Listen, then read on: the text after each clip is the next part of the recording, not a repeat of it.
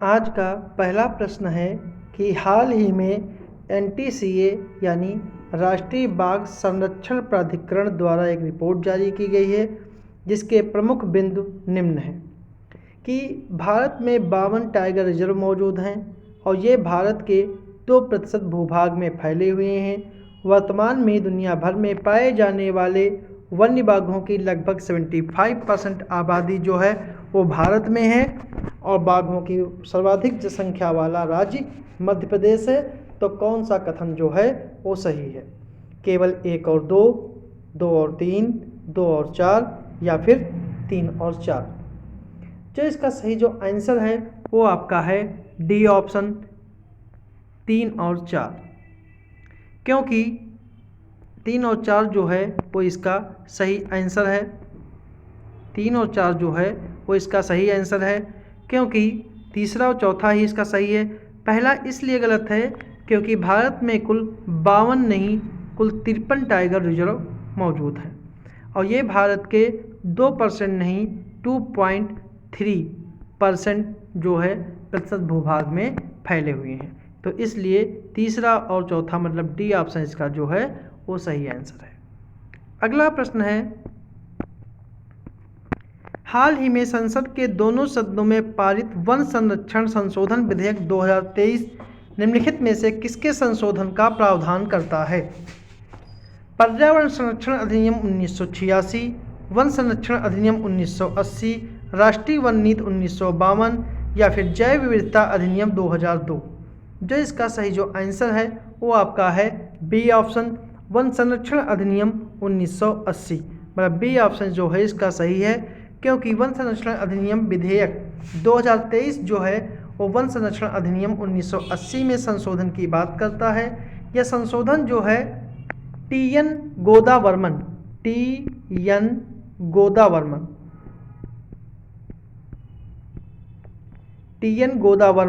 वाद 1996, टी.एन. गोदावर्मन वाद था 1996 का जो वाद था, उसके सर्वोच्च न्यायालय ने जो फैसला दिया है उसके फलस्वरूप ये संशोधन किया गया है। इस संशोधन के जरिए इस अधिनियम में एक प्रस्तावना भी शामिल की गई है। अगला प्रश्न है, पृथ्वी पर पहला प्लास्टिक ओवरशूट डे दर्ज किया गया 28 जुलाई 2023 को, 6 जनवरी 2023 को, 5 जनवरी 2023 को या 21 जून 2023 को? जिसका सही जो आंसर है वो आपका है ए ऑप्शन 28 जुलाई 2023 को। प्लास्टिक अपशिष्ट का उत्पादन जब प्लास्टिक अपशिष्ट प्रबंधन की क्षमता से अधिक हो जाता है तब इसे प्लास्टिक ओवरशूट डे कहा जाता है और इससे अंततः पर्यावरण प्रदूषण ही होता है। अगला प्रश्न है, नीली अर्थव्यवस्था के कितने घटक होते हैं? ऑप्शन है 3, 4, 5 या फिर 6। जिसका सही जो आंसर है वो आपका है सी ऑप्शन 5। पहला जो इसका घटक है वो आपका है नवीकरणीय ऊर्जा। नवीकरणीय ऊर्जा। दूसरा जो है वो आपका है मत्स्य पर्यटन, मत्स्य क्या कहें, मत्स्य उद्योग। तीसरा जो है वो है समुद्री परिवहन, समुद्री परिवहन। पांचवा, पहला जो है नवीकरणीय ऊर्जा, दूसरा है मत्स्यन, तीसरा है समुद्री परिवहन, चौथा जो है वो आपका है पर्यटन। ठीक है, और छठा जो है वो है अपशिष्ट प्रबंधन। अपशिष्ट प्रबंधन जो है वो पांचवा है। मतलब नीली अर्थव्यवस्था के जो है वो 5 घटक दिए गए। नीली अर्थव्यवस्था के 5 घटक जो हैं वो दिए गए। ठीक है, अगला प्रश्न है, एक कार्बन क्रेडिट का मानक क्या होता है? 100 kg CO2, 1000 kg CO2, 1 kg CO2 या 10 kg CO2? जिसका सही जो आंसर है वो आपका है बी ऑप्शन 1000 kg CO2। एक कार्बन क्रेडिट जो है वो 1000 किलोग्राम कार्बन डाइऑक्साइड के बराबर होता है। कार्बन क्रेडिट यह बताता है कि निर्धारित कार्बन उत्सर्जन और वास्तव में उत्सर्जित कार्बन के बीच अंतर कितना है। अगला प्रश्न है, चर्चित हुआ टोंगा हुआ हाई हापाई ज्वालामुखी किस महासागर में स्थित है? तो इसका जो सही जो ऑप्शन है हिंद महासागर, अटलांटिक महासागर, आर्कटिक महासागर, पश्चिमी प्रशांत महासागर। जो इसका सही जो आंसर है वो आपका है डी ऑप्शन, पश्चिमी प्रशांत महासागर। पश्चिमी प्रशांत महासागर में जो टोंगा आइलैंड जो है, टोंगा आइलैंड, टोंगा आइलैंड के पास यह जो है स्थित है। अगला प्रश्न है निम्नलिखित रसायनों के समूह में से कौन इन्फोकेमिकल समूह के अंतर्गत आता है? हार्मोन, फेरीमोन, एरिलोकेमिकल्स। फूड के आधार पर हमें चुनना है, केवल एक, केवल दो, दोनों या फिर उपरोक्त सभी। जो इसका सही जो आंसर है वो है आपका डी ऑप्शन, उपरोक्त सभी। डी ऑप्शन, क्योंकि इन्फोकेमिकल्स के माध्यम से होने वाला रासायनिक संचार पारिस्थितिकी अंतःक्रियाओं में एक पर्यावरण की प्रमुख भूमिका निभाता है। इसके जीवों को अपने पर्यावरण को महसूस करने तथा शिकारियों, आहार, पर्यावास या साथियों का पता लगाने में मदद मिलती है। अगला प्रश्न है कास पठार किस राज्य में स्थित है? मध्य प्रदेश, कर्नाटक, उत्तराखंड या फिर महाराष्ट्र। जिसका सही जो आंसर है वो आपका है डी ऑप्शन, महाराष्ट्र। कास पठार जो है वो महाराष्ट्र के सतारा जिले में स्थित है, महाराष्ट्र के सतारा जिले में स्थित है। और इसे फूलों की घाटी भी कहा जाता है, जबकि फूलों की घाटी जो है वो उत्तराखंड में है, वो इससे अलग है। यह पश्चिमी घाट के बायोस्फीयर क्षेत्र में आता है और यह पठार जो है वो आग्नेय शैलों से बना हुआ है। अगला प्रश्न है 3R सिद्धांत का सही क्रम क्या है? Recycle, reuse, reduce, reuse, reduce और रिसाइकल। तो इसका जो है वो सही सिद्धांत क्या है?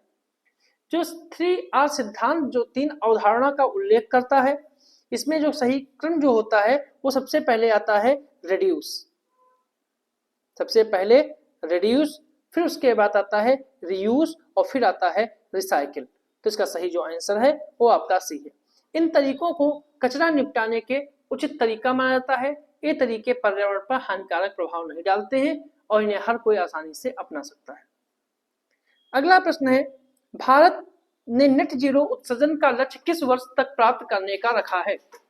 2030, 2070, 2045, 2060। जो इसका सही जो आंसर है वो आपका है बी ऑप्शन, 2070।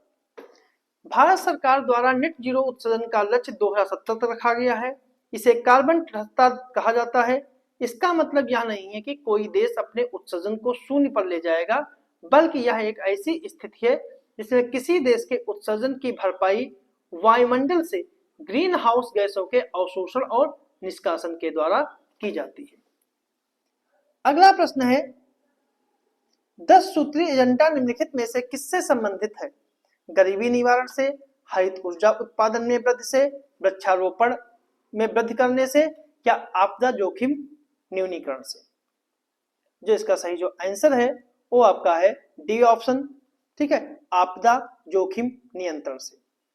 प्रधानमंत्री नरेंद्र मोदी ने 2016 में एशियाई मंत्री स्तरीय सम्मेलन में आपदा जोखिम न्यूनीकरण से संबंधित 10 सूत्रीय एजेंडा पेश किया था। अगला प्रश्न है निम्नलिखित में से कौन सत्य कथनों पर विचार कीजिए कि क्लाउड सीडिंग मौसम में कृत्रिम तरीके से बदलाव करने की एक तकनीक है। इसकी सहायता से कृत्रिम तरीके से वर्षा कराई जाती है। और दूसरा है यह तकनीक उस स्थिति में काम करती है जब वायुमंडल में पहले से बादल ना मौजूद हो, पहले से बादल ना मौजूद हो। तो इसका कौन सा कथन सही है? केवल एक, केवल दो, दोनों या फिर दोनों नहीं। इसका सही जो आंसर है वो आपका है केवल एक, मतलब ए ऑप्शन जो है इसका सही है कि क्लाउड सीडिंग कृत्रिम तरीके से वर्षा कराने की तकनीक है। यह तकनीक उस स्थिति में काम करती है जब वायुमंडल में पहले से पर्याप्त मात्रा में बादल मौजूद हो। हाल ही में आईआईटी कानपुर ने क्लाउड सीडिंग के लिए एक परीक्षण उड़ान का सफलतापूर्वक संचालन किया है। अगला प्रश्न है निम्नलिखित में से सत्य कथनों पर विचार कीजिए कि संयुक्त राष्ट्र पर्यावरण कार्यक्रम के अभियान के रूप में वर्ष 1972 से प्रतिवर्ष 5 जून को विश्व पर्यावरण दिवस के रूप में मनाया जाता है और 5 जून 2023 को विश्व पर्यावरण दिवस की 51वीं वर्षगांठ मनाई गई है। तो कौन सा कथन सही है? केवल एक, केवल दो, दोनों या फिर दोनों नहीं। जिसका सही जो आंसर है वो आपका है डी ऑप्शन। ना इसका पहला कथन सही है और ना ही इसका दूसरा कथन जो है वो सही है, क्योंकि संयुक्त राष्ट्र पर्यावरण कार्यक्रम के एक अभियान के रूप में 1973 से प्रतिवर्ष 5 जून के विश्व पर्यावरण दिवस के रूप में मनाया जाता है और 5 जून 2023 को पर्यावरण दिवस की 50वीं वर्षगांठ मनाई गई थी, ना कि 51वीं।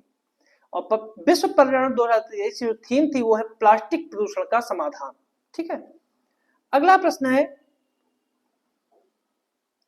भारत की पहली मिसाइल का नाम क्या है? ऑप्शन है अग्नि, सागरिका, पृथ्वी और धनुष। जिसका सही जो आंसर है वो आपका है सी ऑप्शन, पृथ्वी। क्योंकि पृथ्वी पहली भारतीय मिसाइल है जिसे 2003 में फोर्सेस कमांड में शामिल किया गया था और पृथ्वी मिसाइल को integrated guided missile development program के तहत विकसित किया गया था और इसे डीआरडीओ ने विकसित किया था और यह सतह से सतह पर मार करने वाली पहली बैलिस्टिक मिसाइल थी। अगला प्रश्न है, इडुसैट से क्या अभिप्राय है?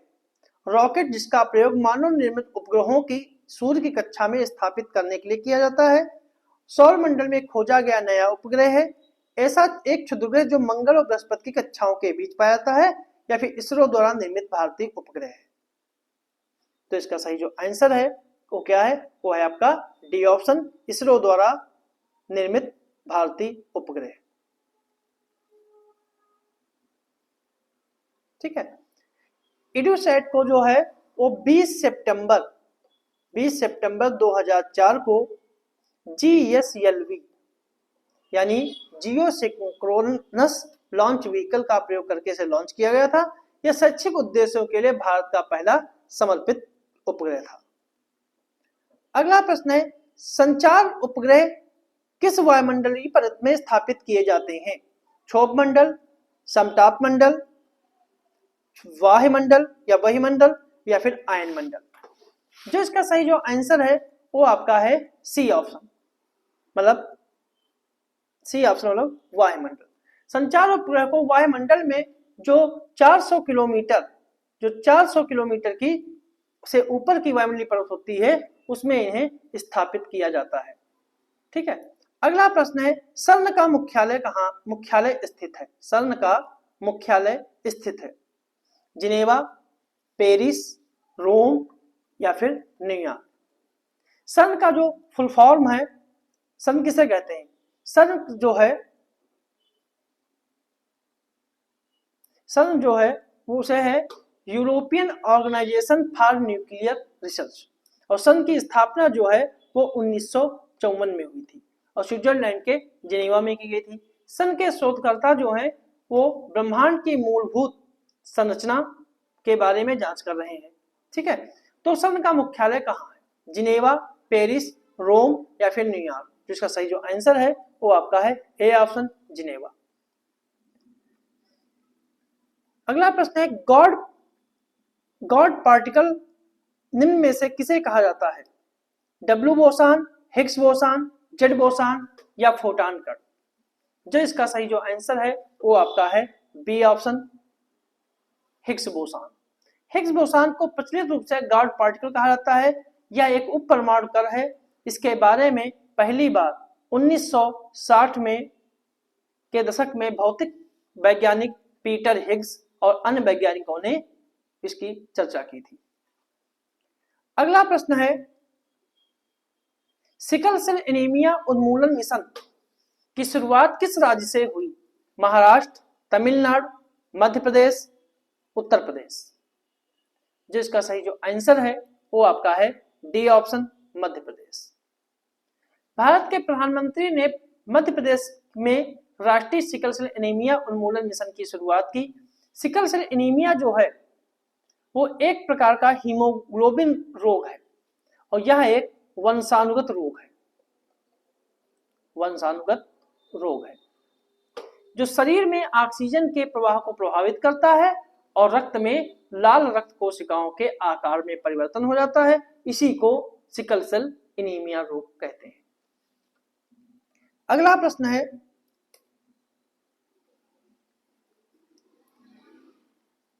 स्टेम सेल थेरेपी के संदर्भ में सत्य कथनों का कूट बनाएं। ठीक है, कि इस प्रकार की कोशिकाओं में शरीर के किसी भी अंग के रूप में विकसित होने की क्षमता होती है और स्टेम सेल थेरेपी से के प्रत्यारोपण में स्टेम कोशिकाएं किसी व्यक्ति से ली जा सकती हैं और स्टेम सेल थेरेपी में प्रत्यारोपण के दौरान मरीज स्वयं अपना डोनर होता है। तो कौन सा कथन सही है? केवल एक, केवल दो, दोनों, एक और दो, या फिर एक और तीन? जिसका सही जो आंसर है वो आपका है डी ऑप्शन, एक और तीन। क्योंकि स्टेम कोशिका या मूल कोशिका ऐसी कोशिकाएं होती हैं जिनमें शरीर के किसी भी अंग के रूप में विकसित होने की क्षमता होती है, इसके साथ ही अन्य किसी भी प्रकार की कोशिकाओं में बदल सकती हैं। ठीक है, और स्टेम सेल प्रत्यारोपण में स्टेम कोशिकाएं उसी व्यक्ति से ली जाती हैं जिसका प्रत्यारोपण होना है, यानी अपना जो मरीज होता है वो अपना खुद डोनर ही होता है और किसी अन्य व्यक्ति से कोशिकाएं नहीं ली जाती हैं, इसलिए दूसरा कथन जो है वो गलत है। अगला प्रश्न है, हाल ही में भारतीय प्रधानमंत्री किस देश की राजकीय यात्रा पर हैं? वहां की प्रथम महिला को पर्यावरण अनुकूल प्रयोगशाला में निर्मित हीरा भेंट किया है? ब्रिटेन, यूएसए, फ्रांस या फिर इजराइल? जो इसका सही जो आंसर है वो आपका है बी ऑप्शन, यूएसए। भारत के प्रधानमंत्री ने संयुक्त राज्य अमेरिका की अपनी शासकीय यात्रा के दौरान अमेरिका की प्रथम महिला को 7.5 कैरेट का पर्यावरण अनुकूल प्रयोगशाला में निर्मित हीरा भेंट किया है और प्रयोगशाला में निर्मित हीरा जो शुद्ध कार्बन के क्रिस्टलीकरण के माध्यम से कृत्रिम तरीके से निर्मित होता है। इसमें भौतिक और रासायनिक गुण प्राकृतिक हीरे के समान ही होते हैं। अगला प्रश्न है, निम्नलिखित में से कौन सा पहला देश है जिसने कोशिका संवर्धित मांस की बिक्री की मंजूरी प्रदान की है? यूएसए, न्यूजीलैंड, ऑस्ट्रेलिया और सिंगापुर? जिसका सही जो आंसर है वो आपका है डी ऑप्शन, सिंगापुर। क्योंकि सिंगापुर ने कोशिका संवर्धित मांस की बिक्री को मंजूरी दी है। कोशिकीय कृषि एक ऐसी प्रक्रिया है जिसमें पशुओं की बजाय कोशिका संवर्धन से पशु आधारित उत्पादों का उत्पादन किया जाता है। अगला प्रश्न है, हाल ही में खगोलविद ने पृथ्वी के साथ चक्कर लगाने वाले एक नए क्षुद्र ग्रह की खोज की है, उसका नाम क्या है? 2003, FW13, सेरस, वेस्टा या फिर पल्लस? जो इसका सही जो आंसर है वो आपका है ए ऑप्शन, 2023, FW13। अगला प्रश्न है कि चंद्रयान 3 निम्नलिखित में से किस तिथि को चंद्रमा पर उतरा? 24 जुलाई 2023, 23 अगस्त 2023, 31 जुलाई 2023 या 15 अगस्त 2023? जो इसका सही जो आंसर है वो आपका है 23 अगस्त 2023।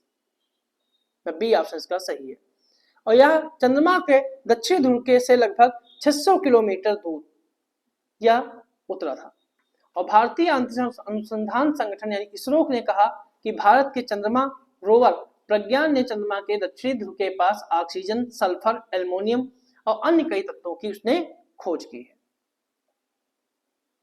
अगला प्रश्न है, हाइपरसोनिक मिसाइल की तकनीक क्षमता के संदर्भ में विचार कीजिए कि हाइपरसोनिक मिसाइल ऐसी हथियार प्रणाली है जो ध्वनि की गति के समान रफ्तार से उड़ान भर सकती है और हाइपरसोनिक मिसाइलें पारंपरिक बैलिस्टिक मिसाइलों की तुलना में बहुत अधिक ऊंचाई पर उड़ान भरने सक्षम होती हैं। हाल ही में ईरान ने स्वदेश निर्मित अपनी पहली हाइपरसोनिक मिसाइल फतेह का अनावरण किया है।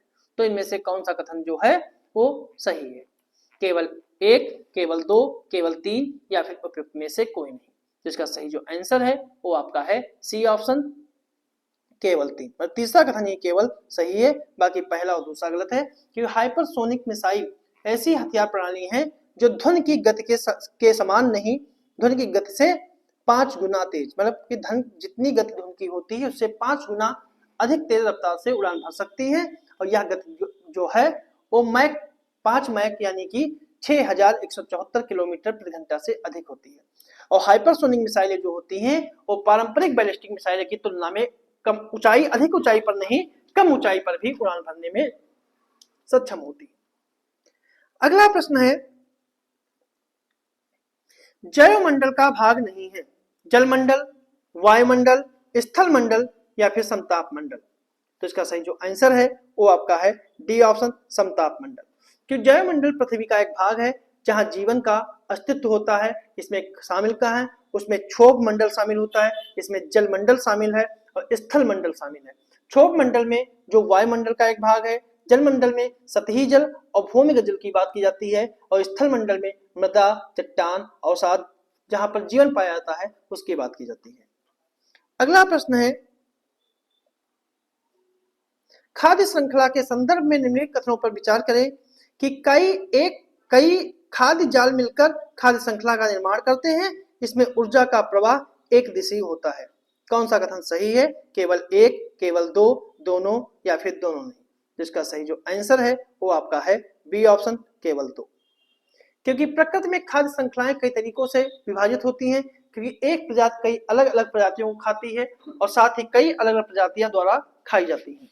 इस प्रकार हम खाद्य जाल, हमें जो खाद्य जाल प्राप्त है वो खाद्य श्रृंखलाओं को आपस में जुड़े हुए तंत्र हैं। इसमें ऊर्जा का प्रवाह जो है वो एक दिशीय होता है और अर्थात कई खाद्य श्रृंखला मिलकर खाद्य जाल का निर्माण करते हैं। इसलिए बी ऑप्शन जो है वो सही है और एक पहला जो है वो गलत है।